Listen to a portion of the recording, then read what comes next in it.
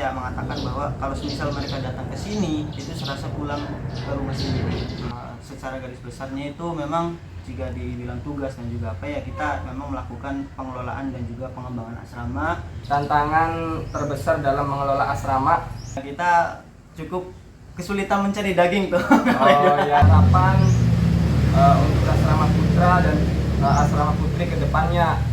Kiranya bisa memanfaatkan asrama ini sebaik mungkin. Artinya bukan hanya memanfaatkan asrama ini hanya untuk tidur. Walau bagaimanapun juga kita harus bisa menghormati pemerintah daerah, kita juga harus menghargai kepedulian mereka. Maka kita juga harus bisa memberikan yang terbaik lah untuk daerah kita.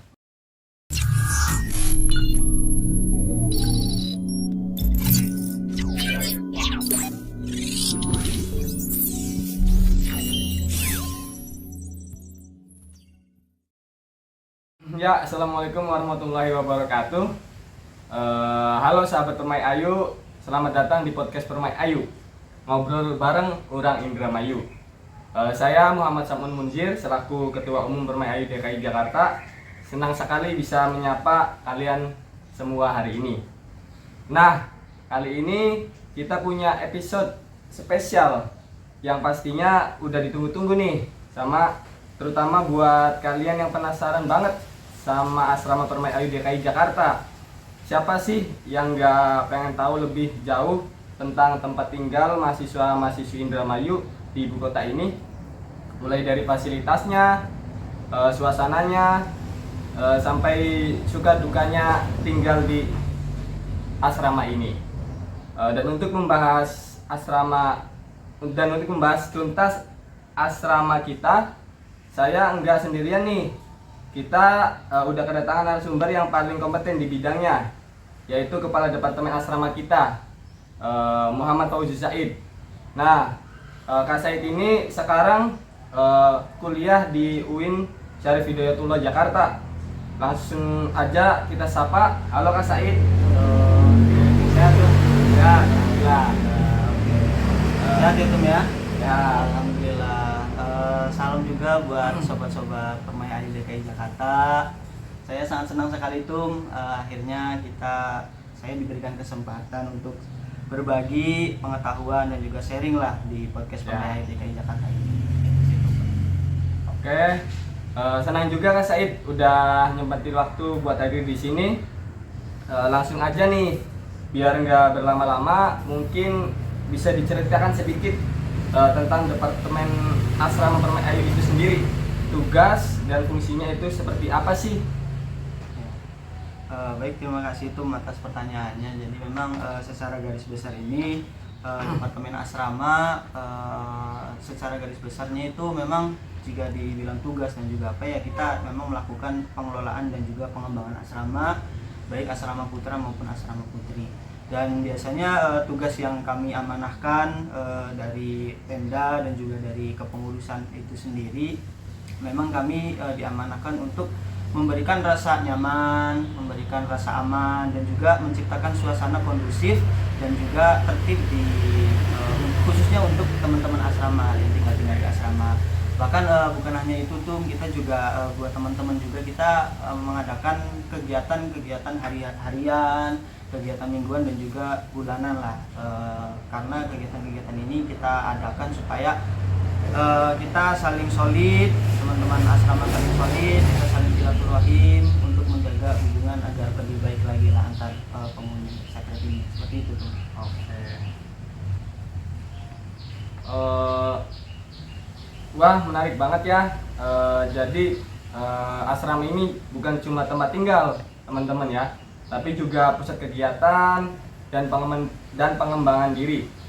Nah, sekarang kita masuk ke sesi inti pembahasannya ya, yaitu asrama putra dan asrama putri. Mungkin bisa dijelaskan lebih detail Kak Said, ada berapa asrama putra dan putri yang dikelola Permai Ayu DKI Jakarta dan lokasinya di mana saja? Tuh. Baik, untuk lokasi ya, sebelumnya saya sangat mengucapkan terima kasih banyak ya Tum, kita mewakili Permai Ayu juga mungkin Ketum juga mengucapkan terima kasih kepada pemerintah daerah Indramayu yang telah mensupport kami, yang ini sebagai bentuk bahwa Pemda Indramayu itu peduli akan pendidikan khususnya untuk mahasiswa Indramayu. Dan kebetulan untuk Permai Ayu DKI Jakarta ini kita memiliki 2 asrama, ada asrama putra dan juga asrama putri.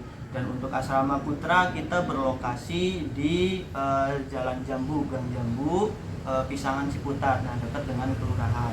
Nah kalau semisal untuk asrama putrinya kita bertempat di Semanggi 1 di seberang tuh, itu ya dekat lah dengan kampus 1. Nah ini kita mencari tempat-tempat yang memang strategis lah dekat dengan kampus, khususnya ya di UIN Jakarta, karena memang pusatnya asrama itu di UIN Jakarta. Tapi kita tidak menutup kemungkinan untuk mahasiswa lain, intinya yang kuliah di Jabodetabek, kita juga terbuka untuk mereka semua tuh, seperti itu.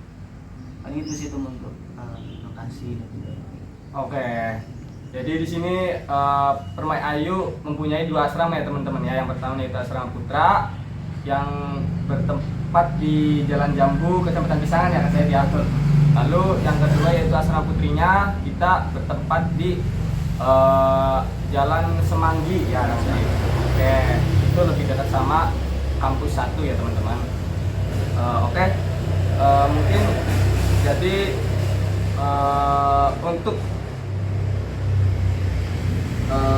lokasinya itu sengaja kita pilih yang strategis teman-teman, dekat dengan kampus-kampus utama dan akses transportasi umum gitu. Jadi di situ kita nggak hanya sekedar mencari lokasi yang memang tanpa pertimbangan gitu, tapi kita sudah mempertimbangkan hal-hal itu jauh-jauh sebelum asrama kita terrealisasi. Oke. Selanjutnya ini kita ngomongin fasilitas ya Kak Said ya.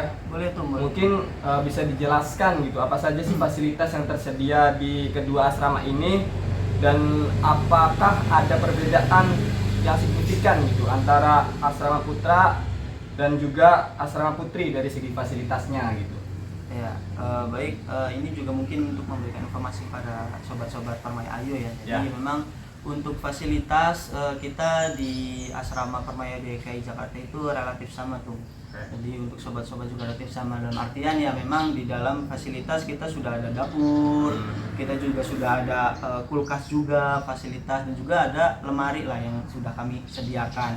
Dan juga untuk kamar mandi juga cukup banyak. Di asrama putra kita ada 4, dan juga untuk asrama putri ya sekitar 3 kamar mandi. Dan juga ya menurut saya cukup fasilitasnya cukup sangat memadai lah, sangat membantu para mahasiswa Indramayu yang memang ingin tinggal di asrama.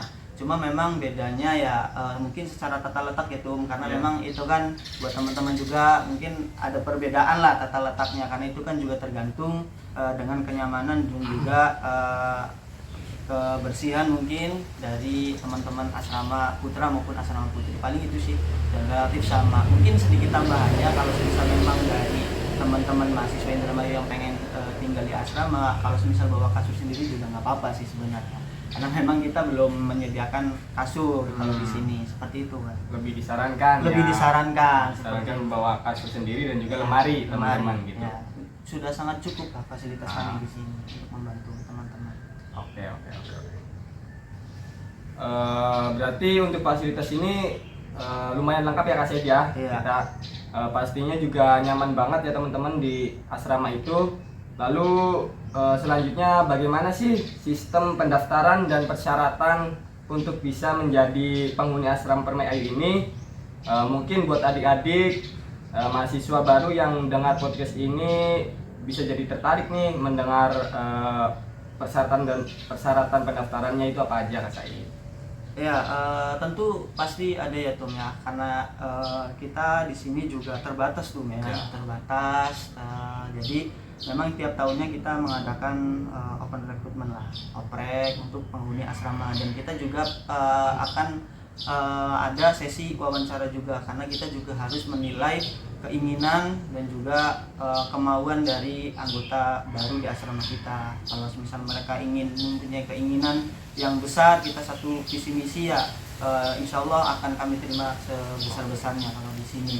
Dan nanti selain sesi wawancara juga sebagai penilaian, nanti kita juga akan ada beberapa persyaratan seperti harus memberikan KTM-nya dengan ada bukti, dan juga ada transkrip IPK atau nilai kuliah itu sebagai acuan kita, kira-kira dia kompetitif nggak di kampus gitu. Apakah dia, kalau misal tidak kompetitif, kita juga patut perhitungkan yang sampai nama Indramayu, nama mahasiswa Indramayu itu apalagi nama asrama, nama Permai juga itu menjadi buruk lah di mata perkuliahan, teman-teman perkuliahan. Jadi memang itu sih untuk sistem pendaftaran. Dan mungkin kalau misal teman-teman sobat Permai Ayu, para calon mahasiswa baru itu mungkin bisa lah tanya-tanya ke IG Permai ya, IG asrama terutama ya, asrama Permai Ayu, dan silakan tanya-tanya di situ. Insya Allah kita akan memberikan informasi banyak terkait masalah asrama.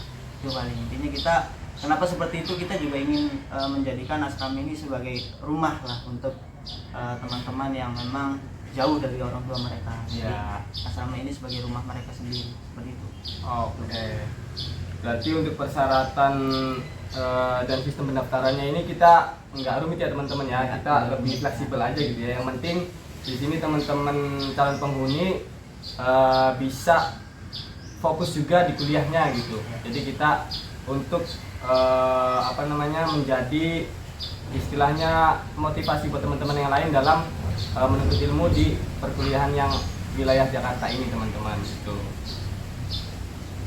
Oke, selanjutnya yaitu mungkin bisa dibahas juga Kak Said, dijelaskan atau diceritakan bagaimana sih suasana kehidupan di asrama putra dan putri ini gitu. Apakah ada peraturan khusus yang harus ditaati oleh para penghuninya Kak Said?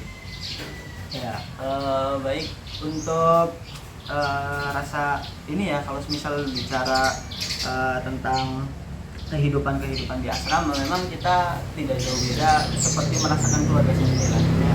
Karena memang kita juga didukung oleh orang-orang asli dari Indramayu, kita kumpul jadi satu. Bahkan teman-teman kita yang jauh ya tuh ya, karena ini kan kita wilayahnya Jabodetabek, jadi mahasiswa Indramayu yang kuliahnya di Jabodetabek itu bisa banget gabung ke asrama.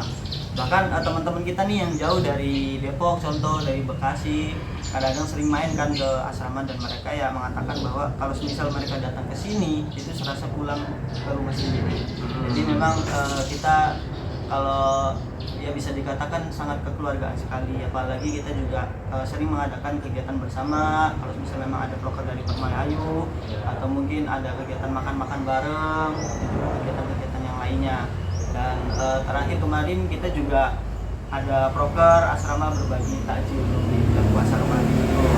Kita juga berbagi dengan masyarakat, dan juga proker kemarin juga kita mengadakan kegiatan ziarah religi juga sebagai bentuk memenuhi rohani kita lah. Jadi jika dikatakan kehidupan di asrama ya, saya rasa kita seperti keluarga, seperti itu. Oke. Berarti di sini kita istilahnya asrama Permai ini sebagai rumah kedua kita ya saya ya. Betul. Jadi teman-teman di sini bisa lebih merasakan kekeluargaannya gitu, karena kita bersama kumpul dengan teman-teman yang satu daerah gitu. Oke. Lalu selanjutnya pasti banyak banget cerita serunya ya di asrama Kak Said. Mungkin boleh dong sharing gitu kan, pengalaman yang paling berkesan selama menjadi kepala departemen asrama nih, atau mungkin pengalaman unik dari penghuni asrama yang pernah Kak Said dengar gitu. Ya silakan Kak Said. Ya tentunya banyak ya, apalagi saya di asrama juga sudah 3 tahun, dan alhamdulillah di tahun ketiga ini saya diberikan amanah untuk menjadi kepala departemen. Ya banyak lah selama 3 tahun terakhir ini momen-momen yang sangat berkesan gitu. Mungkin ya salah satunya mungkin ketika momen Idul Adha gitu. Idul Adha kita cukup kesulitan mencari daging tuh. Iya. Mencari kesulitan itu, sulit sekali mencari daging kan. Namanya juga kita tidak sebagai pendatang istilahnya di sini ya, kalau gabung-gabung itu kan agak mikir-mikir juga. Tapi anehnya kita mencari tapi si daging ini datang sendiri gitu. Ada banyak yang ngasih lah. Jadi itu cukup seru lah. Bahkan kita juga kadang-kadang ikut di salah satu masjid yang dekat dengan asrama, kita Ya. juga ikut menjadi kepanitiaan di sana demi mendapatkan sekresek daging. Ya, momen Momen ya, ya, itu ya, oke. itu momen yang tidak akan saya lupakan sih Tom. Ah. Apalagi setelah itu kan kita ya nyate bareng, Ah. bareng. Kalau diceritain ya seru lah, banyak momen-momen seru lah. Apalagi kalau misalnya ada maba datang itu saya sangat senang sekali dengan akan terima dengan baik lah. Oh, iya. Itu tempat. Oke, jadi itu teman-teman ya, maksudnya pengalaman dari Kak Said selaku kepala departemen dan juga yang sudah lama tinggal di asrama selama berapa lama kan? 3 tahun ya? 3 tahun tuh. 3 tahun gitu teman-teman. Jadi itu Kak Said itu mulai dari mahasiswa baru ya? Iya, betul. Nah itu udah ada pengalaman, maksudnya banyak pengalaman lah teman-teman. Mungkin nanti teman-teman juga kalau misalnya udah tinggal di asrama pasti ada pengalaman-pengalaman yang baru gitu dari teman-temannya sendiri. Itu memang ya gitu kan, persahabatan dan kebersamaan itu sangat penting gitu kan. Lalu menurut Kak Said, apa sih tantangan terbesar dalam mengelola asrama dan bagaimana cara departemen asrama mengatasi masalah ataupun tantangan tersebut? Iya. Terkait masalah tantangan tuh memang selain tadi banyak momen-momen yang bikin kita senang kan, kalau kumpul-kumpul apa segala macam, memang ada beberapa tantangan sih khususnya yang kita hadapi di internal asrama ya. Karena memang saya juga di sini mengurus anak-anak istilahnya teman-teman asrama yang memang mereka merasa punya tanggung jawab lebih khususnya untuk daerah, karena mereka tinggal di asrama yang difasilitasi oleh daerah. Jadi mereka itu biasanya memiliki rasa tanggung jawab lebih terhadap daerah dan juga khususnya di Permai Ayu DKI Jakarta. Jadi kalau misalnya ada proker-proker apa, mereka itu selalu menjadi garda terdepan penghuni asrama ini. Ujung tombak lah ya. Menjadi ujung tombak. Jadi agak sulitnya adalah di situ tuh, bagaimana saya bisa mengatasi mereka. Jadi ya saya sejauh mungkin menjauhi perkataan-perkataan yang menyinggung mereka, karena mereka juga sudah pasti sudah berjuang pikiran, tenaga, sudah mati-matian untuk daerah dan juga untuk Permai gitu. Jadi kesulitan saya adalah memberikan peringatan ketika mereka ada melakukan kesalahan. Karena itu sih tantangan besarnya. Dan biasanya apa yang saya lakukan untuk menghadapi tantangan-tantangan itu ya biasanya saya lebih ngomong secara langsung gitu. Lebih menyelesaikan secara langsung. Kalau misalnya ada problem saya selesaikan secara langsung, jadi ngomong yang seperti ini lah. Jadi tidak terlalu lama untuk diselesaikan. Karena kadang mereka juga merasa, oh saya sudah maksimal nih, tapi kok saya selalu masih disalahkan gitu. Karena mereka itu jauh lebih berjuangnya jauh lebih banyak. Jadi itu ya teman-teman ya. Jadi Kak Said ini sebagai kepala departemen asrama yang sekarang menjabat itu sudah menghadapi beberapa tantangan gitu ya, dan juga problem dari penghuni-penghuni asramanya gitu. Mulai dari tadi permasalahan yang diselesaikan secara personal, secara face to face ataupun empat mata teman-teman, itu yang diambil oleh Kak Said gitu. Caranya seperti itu. Dan juga perlu teman-teman ketahui bahwasannya di Permai Ayu ini kita nggak cuman anggotanya itu penghuni asrama saja teman-teman. Jadi juga kita ada anggota Permai Ayu yang non penghuni asrama atau di luar asrama tinggalnya gitu. Jadi tadi Kak Said menyampaikan bahwa penghuni asrama ini menjadi ujung tombak ataupun menjadi istilahnya kaca perbandingan ataupun motivasi lah untuk teman-teman yang tinggal di luar asrama gitu. Makanya kita tadi Kak Said tadi menyebutnya sebagai ujung tombak dalam setiap program kerja yang dilaksanakan oleh Permai Ayu gitu. Oke. Mungkin untuk penutup nih Kak Said ya, apa sih harapan untuk asrama putra dan asrama putri ke depannya, dan mungkin ada pesan khusus untuk para penghuni asrama saat ini dan calon penghuni nanti gitu. Ya, harapan saya ya untuk asrama, khususnya untuk asrama putra maupun asrama putri ini, harapan saya ke depannya asrama ini ya tetap menjadi penggerak utama untuk Permai DKI Jakarta dan juga khususnya untuk daerah kita Indramayu. harapannya sih ya semoga terutama untuk penghuni-penghuni asrama ya, maksudnya kiranya bisa memanfaatkan asrama ini sebaik mungkin. Artinya bukan hanya memanfaatkan asrama ini hanya untuk tidur, walau bagaimanapun juga kita harus bisa menghormati pemerintah daerah, kita juga harus menghargai kepedulian mereka, maka kita juga harus bisa memberikan yang terbaik lah untuk daerah kita, untuk Permai Ayu DKI Jakarta juga. Jadi saya berpesan untuk teman-teman semua, penghuni asrama yang sekarang maupun penghuni asrama yang baru nanti, tetap jaga nama baik Permai Ayu DKI Jakarta, tetap menjaga nama baik daerah kita, dan kita harus bisa membanggakan daerah kita, dan juga kita bisa membanggakan organisasi Permai Ayu DKI Jakarta ini. Jangan sampai kita justru berbalik ya, memberikan nilai buruk kepada orang yang ada di luar sana terhadap kita. Jadi intinya manfaatkan asrama ini sebaik mungkin untuk kalian belajar, untuk kalian menambah pengetahuan, menambah wawasan, karena memang di sini juga biaya juga cukup murah ya Tum ya. Iya. Hanya untuk asrama putra hanya 110.000 per bulan, lalu untuk asrama putri 150 per bulan. Jadi intinya ketika kalian tinggal di sini, artinya kalian harus ada timbal balik lah kepada pemerintah daerah. Jadi intinya itu saja harapan dan juga pesan saya untuk teman-teman penghuni yang sekarang maupun penghuni yang nanti akan datang ya. Itu saja Bang. Amin ya, semoga harapan dan juga pesan Said kepada asrama ini bisa terwujud ya. Terima kasih banyak Kak Said atas waktu dan informasinya yang sangat insightful teman-teman ya. Pasti banyak banget nih Sobat Permai Ayu yang jadi tercerahkan tentang asrama kita gitu. Dan selanjutnya Sobat Permai Ayu mungkin sebagai closing ya, itu obrolan seru kita bareng Said selaku Kepala Departemen Asrama.